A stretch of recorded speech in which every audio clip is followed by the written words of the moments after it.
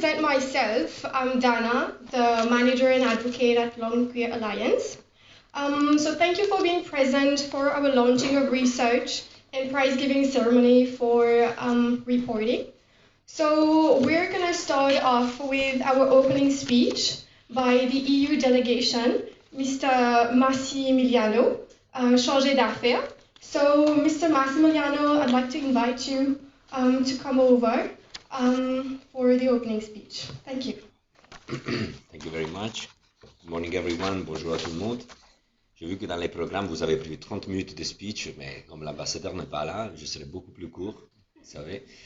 Je suis chargé d'affaires cette semaine et c'est pour ça qu'il ne peut pas être avec vous. Vous savez qu'il est un grand supporter des droits de la communauté LGBTQIA+, et tout ce qui vient avec. Et nous sommes tous très convaincus que le travail que Collectif Arc-en-Ciel et les Young Queer Alliance sont en train de faire, c'est très important pour la société mauricienne. Nous savons que c'est un travail qui prend du temps et qui a besoin de beaucoup de patience et d'y arriver doucement, et pas que à Maurice, mais dans le monde entier.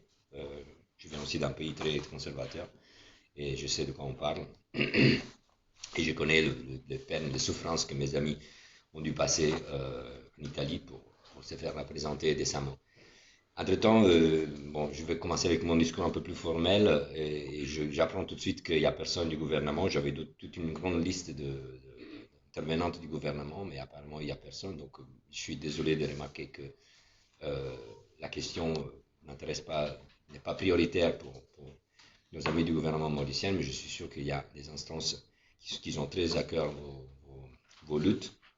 Et donc on va commencer avec le bonjour à vos représentants de la Commission pour les parités des opportunités, de la National Human Rights Commission et de Law Reform Commission, les représentants du corps diplomatique, merci aux amis de United Kingdom qui sont là, les représentants de Young Queer Alliance, Collectif Arc-en-Ciel, les représentants du secteur privé de la société civile, membres de la presse, distingués invités.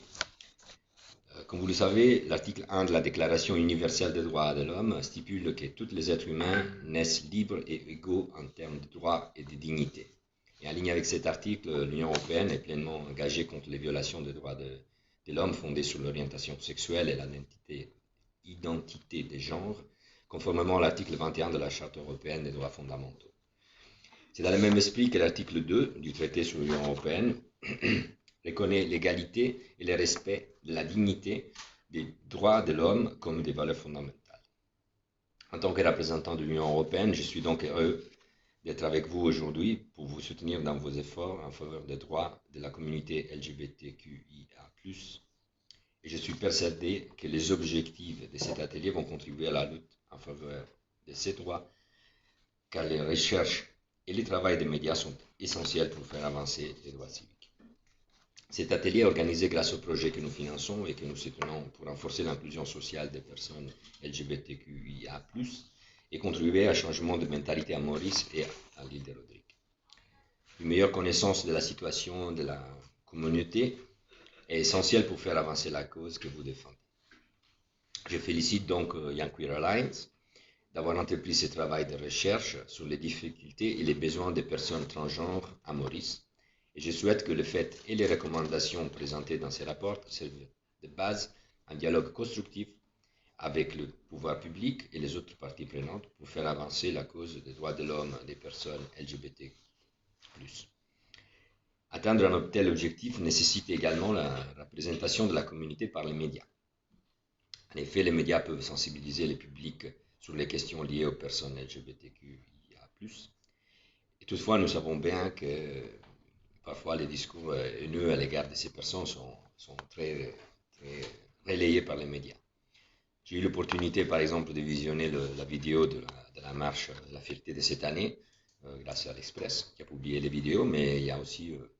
et j'ai pu noter la présence de plus hautes instances mauriciennes, donc le vice-président de la République était là, sa femme aussi, mais cependant, je suis constaté malheureusement des commentaires très négatifs de certains internautes. Donc la liberté d'expression, c'est très important, mais il faut aussi apprendre à comment gérer ces genres de manifestations sur le média et sur les espaces publics des médias, comment ça s'appelle, social media. Je vous félicite donc d'avoir organisé un concours pour mettre en lumière les meilleurs reportages sur la communauté LGBTQIA+. Et nous félicitons également, voudrons féliciter également les gagnants de concours. Je ne sais pas qui sont, j'espère qu'ils sont tous là avec nous. Parce que ils ont vraiment, donc en plus qu'avoir produit un bon vidéo, ils sont aussi, comment dire, ils vont favoriser les changements, nous pensons, ils pourront amener un changement de mentalité. Nous espérons que voilà, ces genres de concours, ces genres d'expression sera de plus en plus commun et fréquente à Maurice. Pour vous exprimer clairement l'engagement de l'Union européenne en faveur des personnes LGBTQIA+, permettez-moi de vous citer la présidente de la Commission européenne, Ursula von der Leyen, qui au Parlement européen a dit récemment: l'Europe ne tolérera jamais que des membres de notre société soient stigmatisés, que ce soit en raison des personnes qu'ils aiment, de leur âge, de leur origine ethnique, de leur opinion politique ou de leurs convictions religieuses. Et en ligne avec cette déclaration et à cet engagement de haut niveau, l'Union européenne a présenté en 2020 sa toute première stratégie pour l'égalité des LGBTQIA+, et c'est ce document-là qui guide notre action en Europe et par ailleurs. Cet engagement en faveur des LGBT+, n'est pas seulement sous les papiers. Il s'est traduit dans le cadre de notre coopération avec Maurice au niveau institutionnel et également sur le terrain avec la société civile. Donc avec le gouvernement, nous avons un dialogue politique qui permet d'aborder les questions relatives aux droits de l'homme et la non-discrimination basée sur le genre et l'orientation sexuelle. Dans ce contexte, nous sommes heureux d'appuyer le gouvernement dans la préparation du Gender Equality Bill pour une société plus équitable et plus inclusive et d'avoir révisé ensemble le Gender Profile Analysis du pays. Avec l'institution qui ouvre en faveur des droits humains, depuis 2017, l'Union européenne soutient la National Human Rights Commission dans son rôle de défenseur et promoteur des droits humains, et incluant ceux, évidemment, de la collectivité LGBTQIA+. Avec la société civile qui lutte contre les discriminations envers les personnes LGBT+, notamment à travers notre appui, comme vous le savez, à l'initiative conjointe Young Queer Alliance et du collectif Arc-en-Ciel. Cet atelier de travail, en fait, est organisé dans ces contextes. Donc voilà, on travaille sur les trois niveaux: gouvernement, société civile et institutions qui protègent les droits humains. Donc nous reconnaissons que les efforts ont été faits en faveur des personnes LGBTQIA+ à Maurice, et je mentionnerai particulièrement dans le passé le Equal Opportunity Act de 2008, qui interdit la discrimination dans l'emploi, l'éducation, le logement, entre autres, sur la base du statut incluant le sexe et l'orientation sexuelle.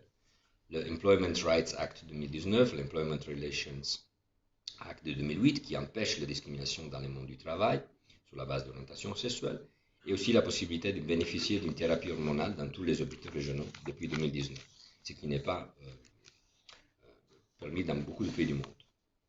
Cependant, évidemment, vous savez, les voix sont importantes sur papier, mais il faut les appliquer et il faut qu'ils soient vraiment respectés, ce qui n'est pas toujours le cas. Et donc, il y a encore une grosse partie du voyage à faire, et nous serons évidemment à votre côté. Donc, il reste encore du chemin à parcourir pour une vraie non-discrimination de la communauté LGBTQIA+, dans les pays.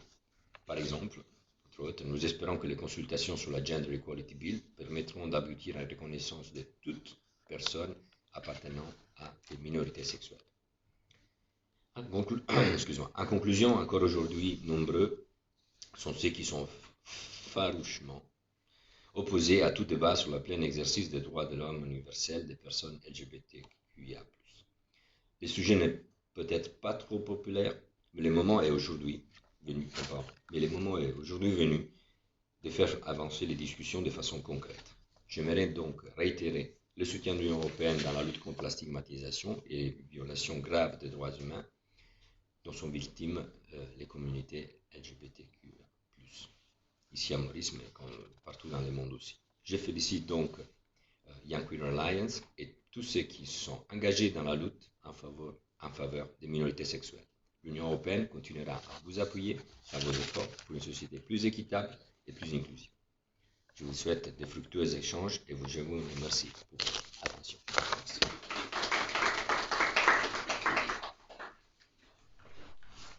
Thank thank you, Mr. Massimiliano, for this beautiful, wonderful speech. We will now proceed with the discussion and presentation of our socio-economic condition by Jit Manujita, our project officer. Thank you.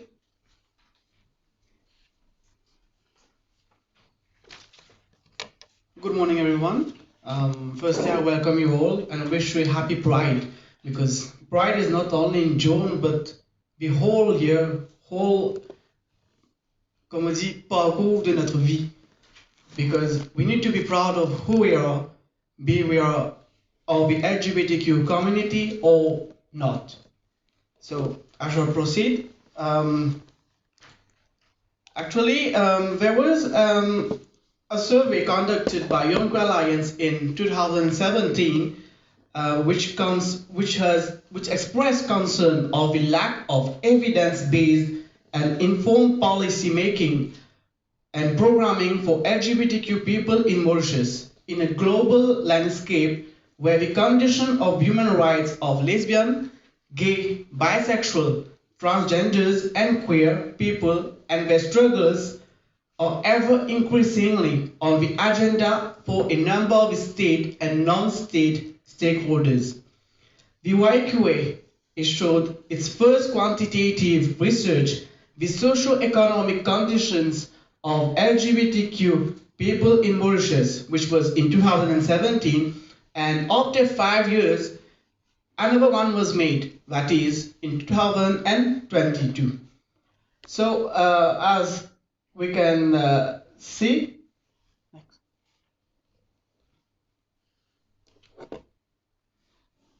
the objective of the survey in 2022 was rather to understand the immediate social life of LGBTQ Mauritians, as before working with LGBTQ people, we need to firstly understand what's the issues, what are the issues, what's happening, how their lives are being lived, and the education and employment status, as it is often perceived that people of the community are not too prone to be successful. Well, that's the mindset of many people.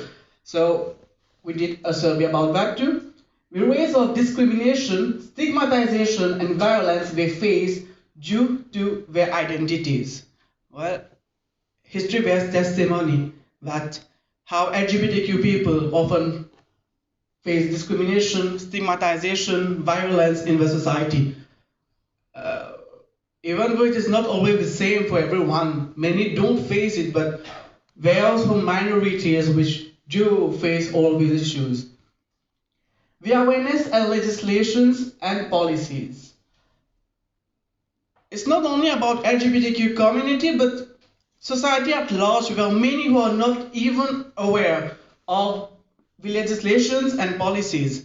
So it is necessary to know if society at large, all citizens are well aware of the constitutions, human rights especially, and other legislatives, so as to be able to know where, in which direction to go, and to be able to educate the society. Their priorities related to LGBTQ issues over the next 5 years. In order to be able to fight for the rights of LGBTQ people, or simply for the human rights at large, it is necessary to know what are the priorities, what do LGBTQ people want in the next 5 years, and thus will, comme on dit, canalise tous nos efforts dans la même direction. And of course, COVID-19, which has had a great impact, and today it is a bit different for us, not wearing masks, déconfinement comme on dit, and COVID-19 has indeed had a great impact on the life of many of the LGBTQ communities. Next. However, there has been some limitations in survey. There has been some limitations as this survey does not only qualitatively explore the responses of the participants. In fact, the survey was filled online, as it is really hard to reach out many of the LGBTQ communities. Being in the community, I can say that it is really difficult to often reach because of discretion. There are many who are close-acted, as I say, discretion, and there are many who are introverts. They are afraid, scared to talk to people, to simply express their feelings, their needs, what they want actually. So we rather chose to do it online, and on top it was COVID-19 confinement and all, so it had to be filled online. There has also been some non-LGBTQ people who filled it. I won't say it was in a bad manner, but it was rather to voice out for the LGBTQ community. There has been many people outside the community, heterosexuals, who filled the feedback just to express their solidarity towards the community. And on top of all these, we had a total of 218 LGBTQ Mauritians who filled the questionnaire.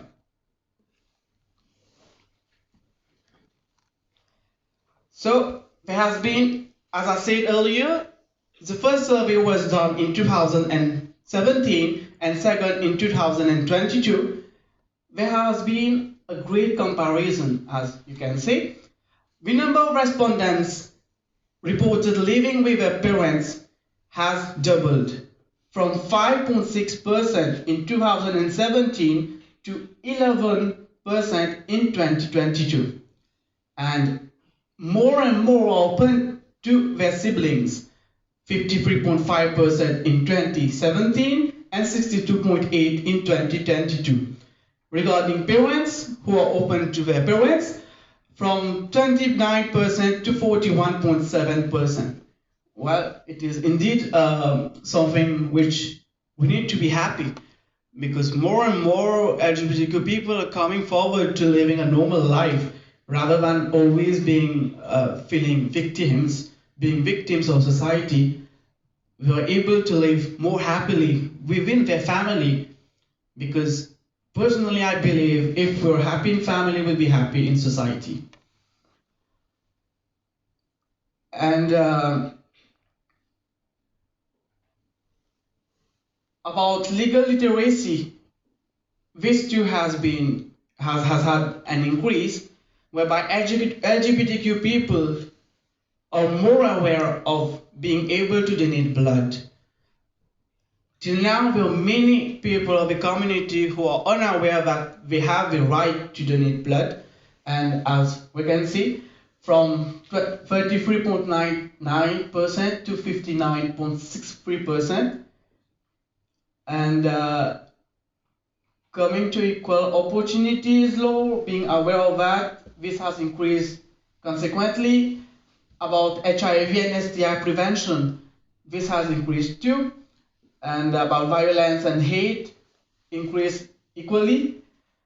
And if we see about considering access to civil partnership, marriage, equality as being priority, this is one of the biggest, I can say, success, as we can now see that from 78.37% to 90.37%, this is indeed a great increase, because more and more LGBTQ people are willing to get married.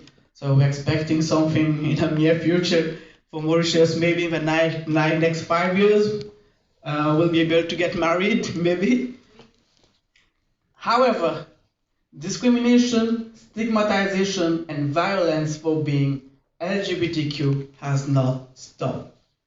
A sad reality, but a fact. Come to social life. Out of all the respondents, there has been 36.2 who are male, 56.0 female, 7.8% identified as intersex. And in terms of sexual orientation, 20.6% identified as lesbian, 24.3% as gay, 46.3% as bisexual, 1.8% were heterosexual. So the 1.8% of those who responded for solidarity of LGBTQ people, and 3.7% as questioning, and 3.2% as others. As regards gender self-identification, 88.5% reported being cisgender, and 11.5% were transgenders.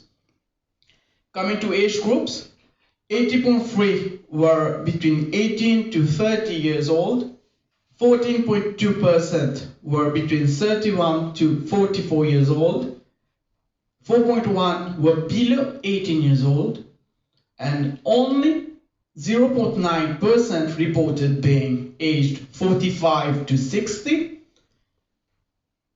and also 0.5% were above 60 years old. In regards of relationship status, 58.7% were single, 37.2% were coupled, and 2.3% were in an open relationship, and out of those, 1.8% were married.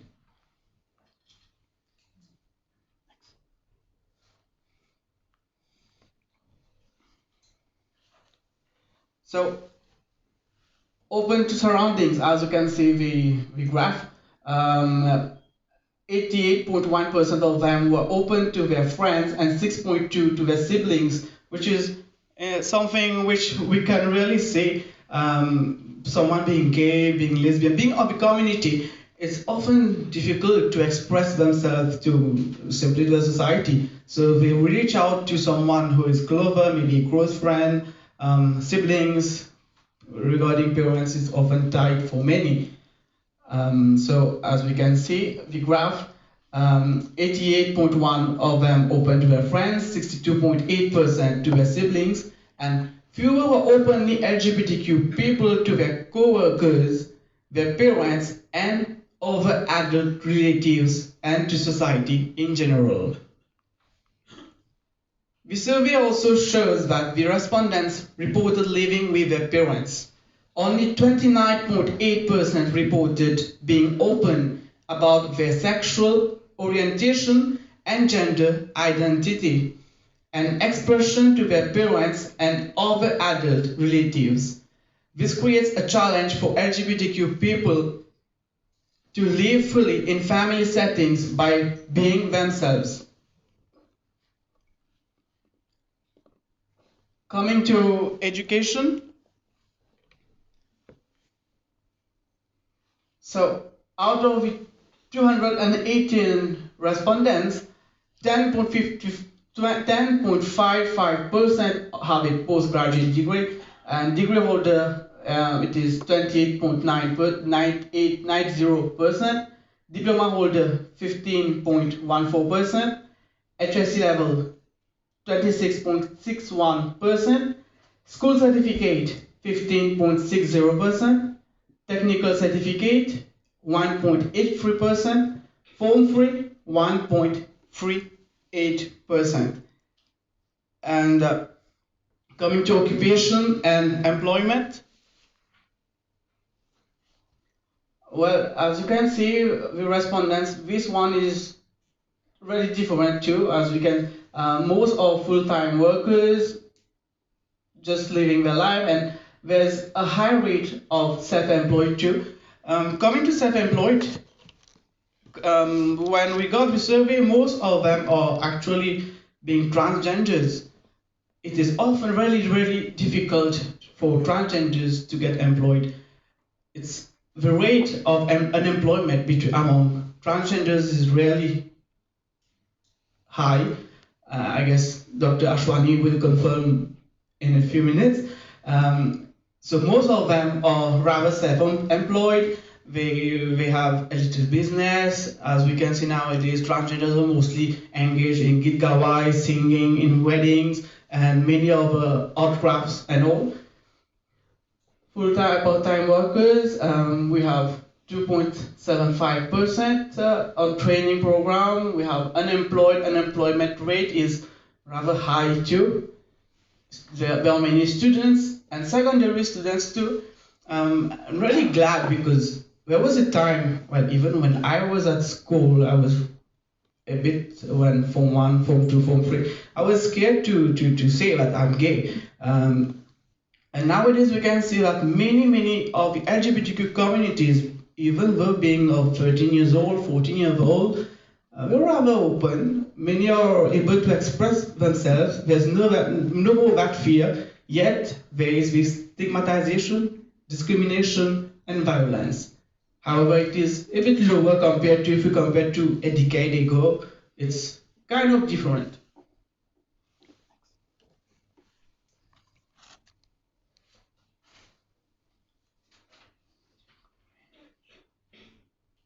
So, employment status and income range.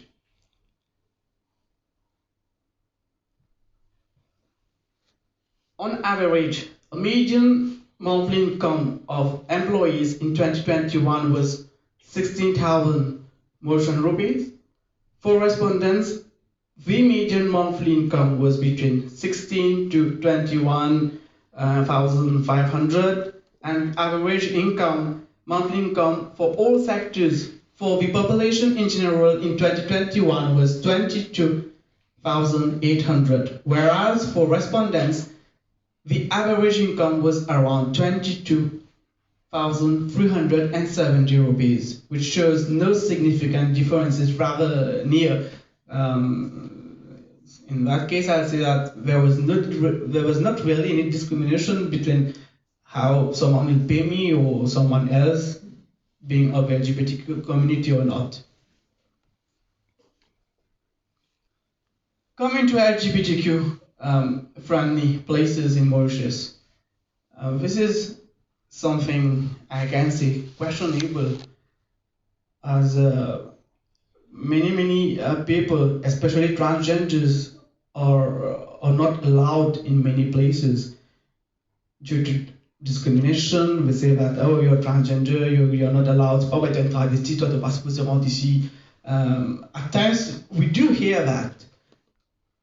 But yet, there are many LGBTQ friendly places in Mauritius, and our respondents try to voice out a bit, out of which 57.80% reported that they are aware of at least one LGBTQ friendly place in Mauritius. However, none of these spaces identified were found to be overwhelmingly LGBTQ friendly. Social media was reported to be the most LGBTQ friendly, followed by non-governmental organizations and nightclubs, guest houses, and hotels.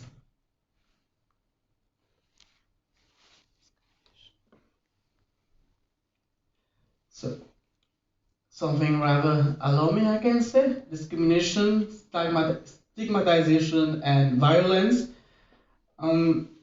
As I said before, the rate of violence and discrimination is still, I won't say too alarming, but it is still present. And 61.5% reported that they have been victim of discrimination in at least one place. 67.9% of stigmatization and 45.4% of violence due to their sexual orientation and gender identity and expression. And as we can see, the top 5 places where respondents faced discrimination and stigmatization and violence were mostly from at home, among family members, in society in general, educational settings, in public transport, on the streets, and also at workplaces.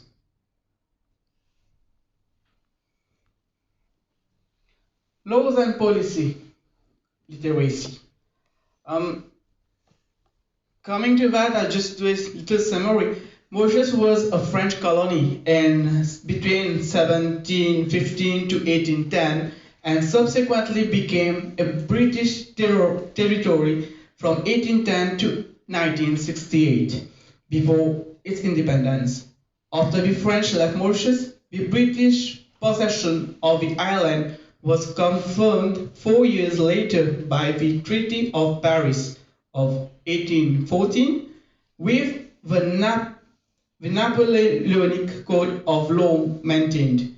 Therefore, Mauritius had a hybrid constitution and legal system of mixed French codes, the amended civil code, the criminal code, and the code of commerce, and the British law of procedure and evidence.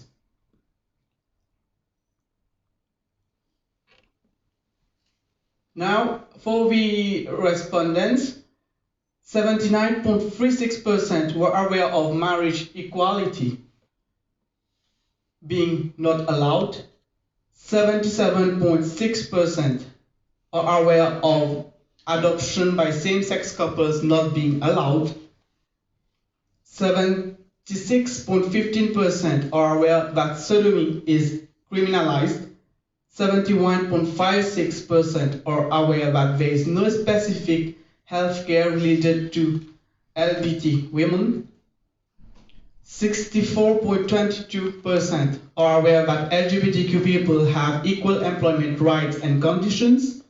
59.63% are aware that LGBTQ people can donate blood in Mauritius. 59.17% of respondents are aware that there are equal opportunities law for LGBTQ people,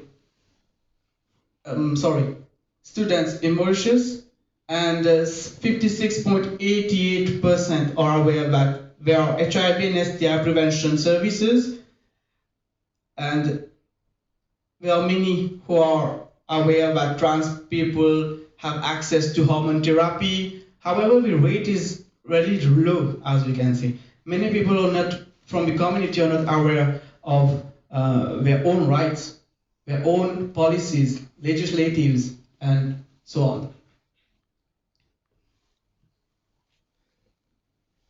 Priorities, which is indeed something more important, as we need to know what actually LGBTQ community want in Mauritius. So the top priority was civil partnership and marriage equality with a rate of 90.37%, adoption rights 67.43%, freedom to same-sex sexual activities, section 250, as we say, everyone, 66.51%, protection from violence, hate, discrimination, 65.60%, and anti-bullying policies in schools and universities or in educational institutions is 46.79%. Coming to the impact of COVID-19, COVID-19 has not only impacted our health system, our businesses, our work, about the state as a whole, but has equally impacted the mental health of many people. If we consider heterosexuals as being normal, so what about LGBTQ people who might have faced much more? Like, suppose someone is closeted, being at home, confined, there's no one to express his feelings about being gay. He cannot talk to his family, to his siblings. It has indeed been something, a depression kind, I can say. And via this survey, 62.84% of respondents reported facing mental health. 62.84%, rather, I can say, really high rate. And this can be due to 80.29% of respondents reporting facing mental health issues also reported lack of socializing with their peers. we do have video call, etc., chats, but it is not the same as meeting someone in real. Suppose we did this gathering online, it would indeed have been different. There's no direct interaction. So direct interaction was really needed for the community to be able to overcome the mental health issues caused by COVID-19.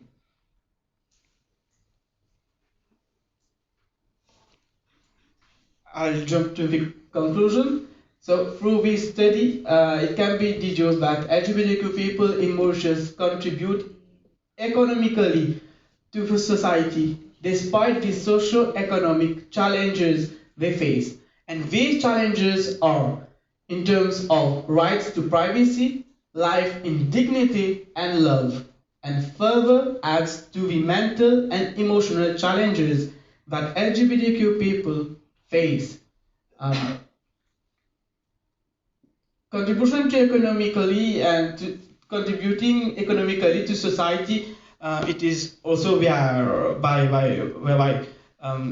the community, many of the community work, contribute, your taxpayers too. So despite all these being contributors, the socio-economic challenges are present, and all they want is privacy, life of dignity, love, and to be able to live emotionally and mentally free.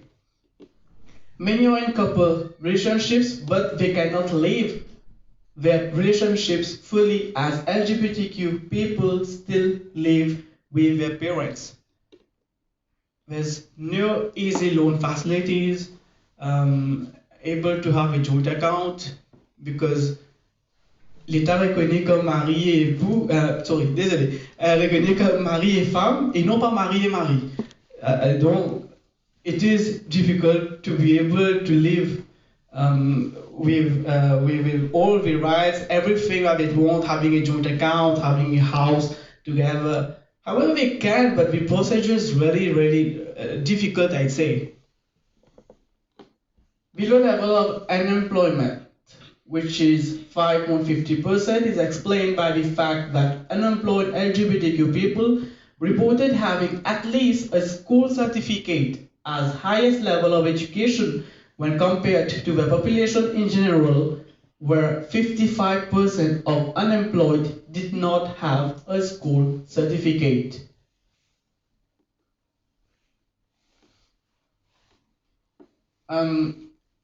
Regarding income, as I said, 16,000 to it is between 16,000 to 21,500, and average monthly income is between 22 to 370 rupees, which are higher than the population in general. There's no overwhelmingly LGBTQ friendly space in Mauritius, with social media being 33.49%, being the most LGBTQ friendly, followed by NGOs. As LGBTQ people really want some places, spaces where they're accepted, people are able to communicate with them.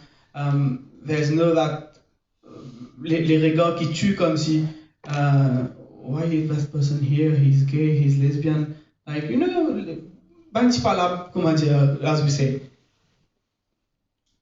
Many have been victims of discrimination in at least one space, stigmatization and violence due to their sexual orientation, gender identity and expression, mainly at home. I know it's really difficult to be able to digest this, but it is not easy to just swap the mentality of many people. It is very difficult for parents to, I can say, well, at times, difficult for parents, for family to accept a child or anyone, any member of being of the LGBTQ community.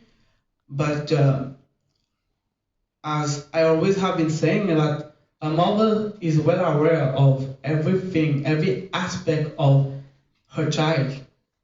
When her baby is crying, she is aware if the baby is hungry, is in pain, or anything. Now imagine that child is living with a parent for 20 years, 25 years. Indeed, the parent, the mother knows that her child is different from others. There's only the aspect of being able to understand, to digest, to understand the child, and finally be able to accept that kid, because that kid won't expect society, strangers, to be supporting him or her, but will expect that his family will be here to support him or her so as to be able to face society.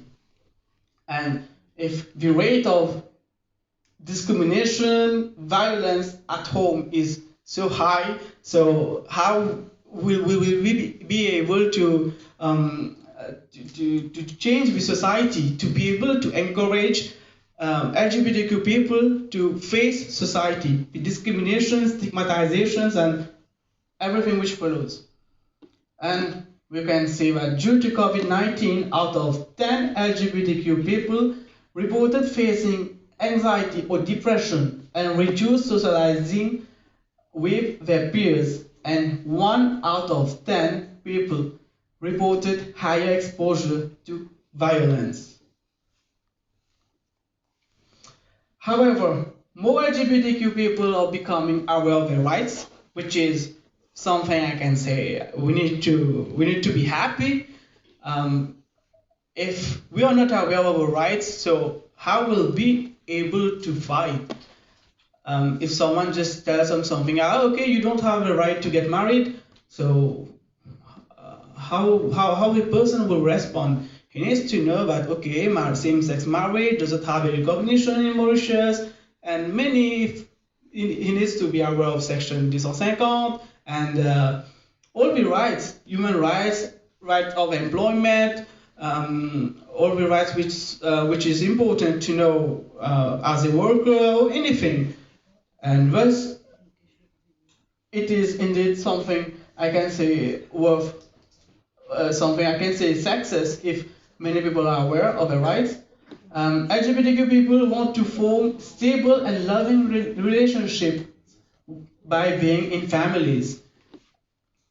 It is about the aspect of many wanting to get married, to adopt, or even surrogacy, to have a family, again, in general.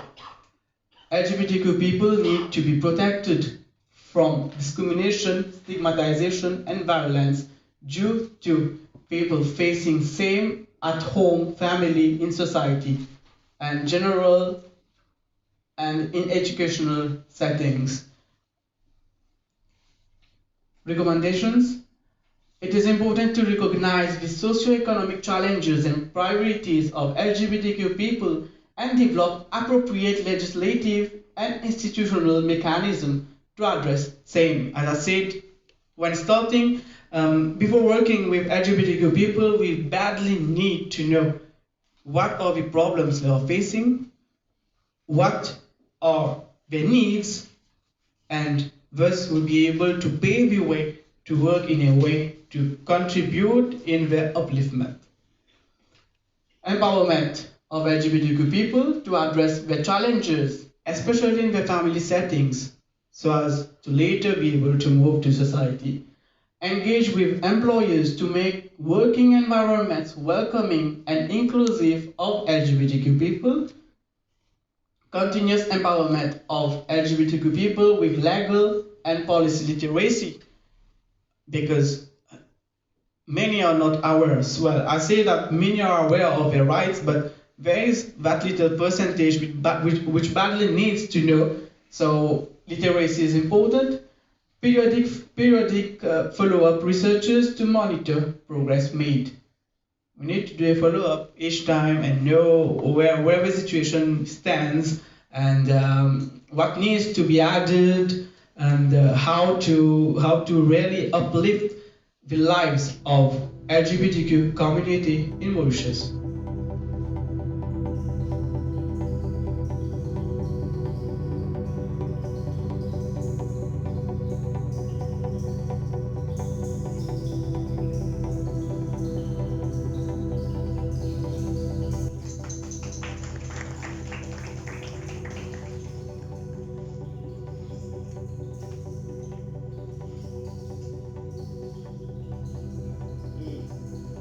deuxième place, on a Christine Turenne.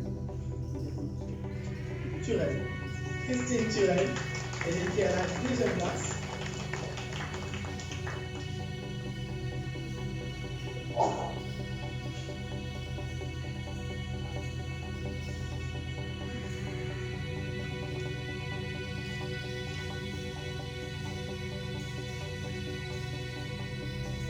Et la gagnante, c'est à la première place, mais la Lona Brutus de Radio One pour l'histoire d'Andrea qui finit Corla.